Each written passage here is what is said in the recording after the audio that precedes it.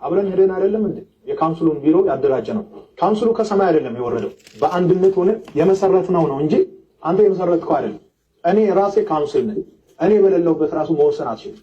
ለመወሰንም ለማገድም እኔ እዛው መገኘት አለብኝ። ካውንስሉ አንድን ተቋም ከማገዱ በፊት የተቋሙን መሪ በክብር በደብዳቤ ጠርቶ ማነጋገር አለበት። ያለምንም ጥሪና ምልክት ሁለት መስመር በጻፍከው ሐሳብ ላይ መዝገብ ቤት ያለውን ማህተም ወስደህ መጥተህ ከዛሬ ጀምሮ የክራይስት አርሚ ላይሰንስ ታግዷል የምትለው ነገር እንዴት ያለ ንቀት ነው? ካውንስሉን እንደ ካውንስልና እንደ ተቋም እጅግ በጣም አከብራለሁ።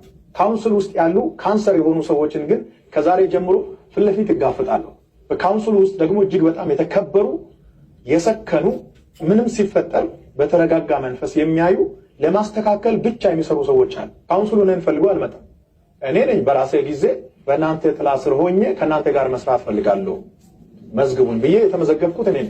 ጠቅላይ ጸሐፊ ባለበት፣ የካውንስሉ ፕሬዝዳንት ባለበት፣ እንደገና ደግሞ ቦርዱ በተሰበሰበበት ሁሉም ባመነበት ነው መግለጫው የተሰጠው ውሳኔው የተላለፈው ከተባለ ቀጣይ ካውንስሉን በሚመጥን ደረጃ መግለጫውን ሰጣለሁ።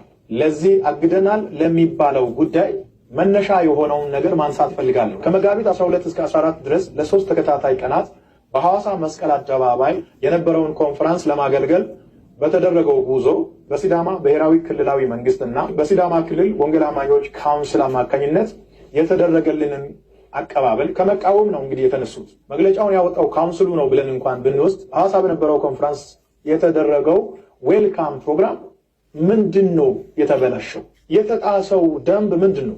የተጣሰው የአጋንንት ራዳር እንጂ ሌላ የተጣሰ ስነ ምግባር የለም። አንድ አገልጋይ ወደ ከተማ ሲገባ ብዙ ጦር መሳሪያ የያዘ የመንግስት ሰራዊት ወጥቶ ለምን ተቀበለ የሚለው የመጀመሪያው የካውንስሉ ጥያቄ ስለሆነ ከዚህ ጋር ተያይዞ አንድ ነገር መናገር ፈልጋለሁ። ጦር መሳሪያ የያዘ የመንግስት ወታደር ወጥቶ አገልጋዩ ለምን ይቀበላል የሚለው ጥያቄ እና ማማሲያ ይዞ እንዲወጣ ነው የምትፈልገው? ጉዞ የመንፈሳዊ ጉዞ ይሁን እንጂ በዛ ስፍራ የሚሰበሰበው ሰው ስለሆነ ብዙ ህዝብ ስለሚሰበሰብ ሲዳማ ብሔራዊ ክልላዊ መንግስት አምኖ ሰራዊት መድቧል። ከዚህ በፊት በተለያየ ቦታ ኮንፈረንስ ሲደረግ እንደሚደረገው ነው ሲዳማ ብሔራዊ ክልላዊ መንግስት ያደረገው። አዲስ የተፈጠረ ነገር የለም። ክራይስት አርሚ ኢንተርናሽናል ቤተክርስቲያን በኢትዮጵያ በተለያዩ ክልሎች አገር አቀፋዊ ኮንፈረንሶችን ስታዘጋጅ ኖራለች። ለመጀመሪያ ጊዜ አይደለም። በዚህ ሁሉ ደግሞ በሚሊዮኖች የሚቆጠሩ ሰዎች በአንድ ስፍራ ስለሚሰበሰቡ የህዝቡን ደህንነት ለመጠበቅ መንግስት ሰራዊት ይመድባል። በሚዲያ ላይ እንዳያችሁት በሚሊዮኖች የሚቆጠሩ ሰዎች በአንድ ጊዜ ወደ አንድ ስፍራ ይሰበሰባሉ። በዚህ ቦታ የህዝቡ ደህንነት መጠበቅ አለበት። ገንዘብ ወስዶ መመለስ ያልቻለ ችግር ያለበት ሰው ነው የሚታጀበው። እኛ ወንጌል አማኞች ምንም አይነት ሰራዊት አንፈልግም እያልክ የተናገርክበት ነገር አለ።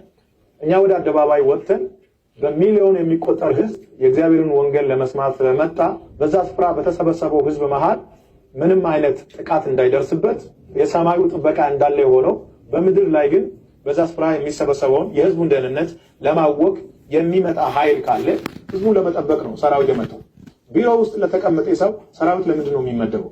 ሰራዊት መመደቡ ደግሞ እንደ ኃጢአት ለምን ታየ? ከሁለት ሳምንት በፊት በአዲስ አበባ መስቀል አደባባይ በነበረው ኮንፈረንስ በኢቲቪ እና በተለያዩ ሶሻል ሚዲያዎች ተዘግቦ ሰራዊት ወጥቶ መንገድ ሲዘጋ፣ ትራፊክ ፖሊስ ወጥቶ መንገድ ሲዘጋ በዛን ሰዓት ለምንድን ነው ልክ የሆነው? ካውንስሉ ባዘጋጀው በመስቀል አደባባዩ ኮንፈረንስ ሲያስተናግድ የነበረው እኮ አሸር ብቻ አይደለም። በሺዎች የሚቆጠር ሰራዊት በመስቀል አደባባዩ ፕሮግራም ተሰማርቶ እንደ አሸር እያስተናገደ ነበር።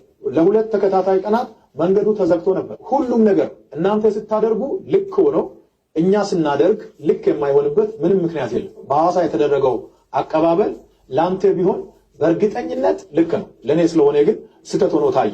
ታግዷል በምትለው በካውንስሉ ወረቀት ነው እንደ እኔ እየሰበኩ ያለው ምንድነው የሚታገደው? በዓለማት ሁሉ ላይ ተንቀሳቅሼ እንዲሰብክና እንዳገለግል የመጀመሪያው ላይሰንስ ከእግዚአብሔር ተሰጥቶኛል። ወደ ዓለም ሁሉ ሂዱ ወንጌልን ለፍጥረት ሲበኩ የሚለው ትልቅ ላይሰንስ ነው።